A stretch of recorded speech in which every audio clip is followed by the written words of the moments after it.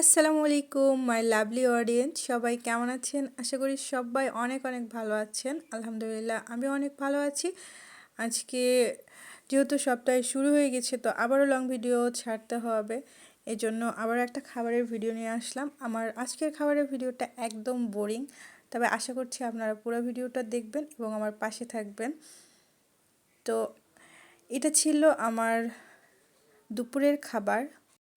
মিলে বিরিয়ানি দিয়েছিল, আর সাথে ছিল ওই যে প্রতিবারের মতো ডালের তরকারি, ডালের ঘাটি, যেটা হচ্ছে মুরগির গলা, কলিজা এগুলো দিয়ে রান্না করে থাকে, আর মুরগির মাংস দিয়ে বিরিয়ানি করেছিল মিলে। তো আজকের বিরিয়ানিটার একটা কাহিনী হইলো, এটা খেতে আমার কষ্টই হচ্ছিল। আসলে আমি শুকনো খাবার খেতেই পারি না, আমার অনেকটা কষ্ট হয়, আমার মনে হয় গলা দিয়ে খাবার যায় না। এটা আমার মানে অনেক খারাপ লাগে শুকনো শুকনো খাবার খেতে। আর প্রতিবার হচ্ছে বিরিয়ানি পোলাও যেটাই দেয়, তো ওইটা অনেক ভালো মানে খাওয়া যায়, এমনিতেই যেটা খাওয়া যায়। কিন্তু এটা এমন ছিল, যখন তরকারিটা শেষ হয়ে গেল আমার এতটা খারাপ লাগছিল, মনে হচ্ছিল আমি আর খাবোই না। কিন্তু খাবার তো আমি নষ্ট করি না, এই জন্য বাধ্য হয়ে খেতেই হয়েছিল। আর এখানে তরকারির পরিমাণটাও অল্প ছিল, ভাতটা দেখেই বুঝতে পারছেন যে এটা সাদা ভাতের মতো হয়েছিল। আর হচ্ছে এত শুকনো ছিল, মনে হয় সাদা ভাতটাও লবণ দিয়ে মাখিয়ে খাওয়া যায় নর্মালি, কিন্তু এইটা আমি খেতে পারছিলাম না। জানি না এতটা শুকনা, মানে এমন হয়েছিল যে এটা মনে হচ্ছিল না যে এটা যে ভাত কিংবা বিরিয়ানি, কিছু মনেই হচ্ছিল না।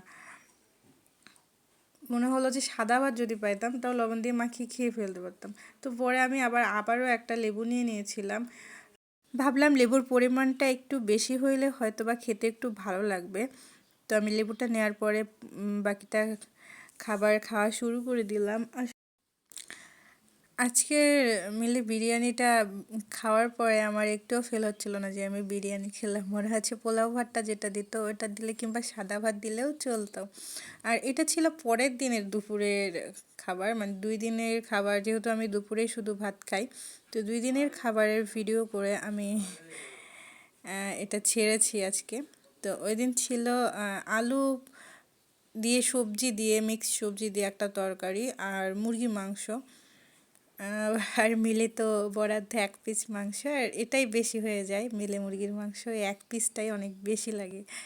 তো গাইস, একটা কথা শেয়ার করি আপনাদের সাথে, আমার না এই থালায় খাবার খেতে ভালো লাগে না, মানে ভালো লাগে কিন্তু এই যে বড় থালা না, এই জন্য কেমন বিষয়টা কেমন একটু লাগে। আর যেহেতু এখন গুছিয়ে প্লেট সাজিয়ে খাবারটা পরিবেশন করি না, এই জন্য খাওয়ার সময় আমার নিজেরই কেমন বোরিং লাগে, মনে হয় এই ভিডিও আবার আমার অডিয়েন্স দেখবে, আমি এটা আশা করছি করে।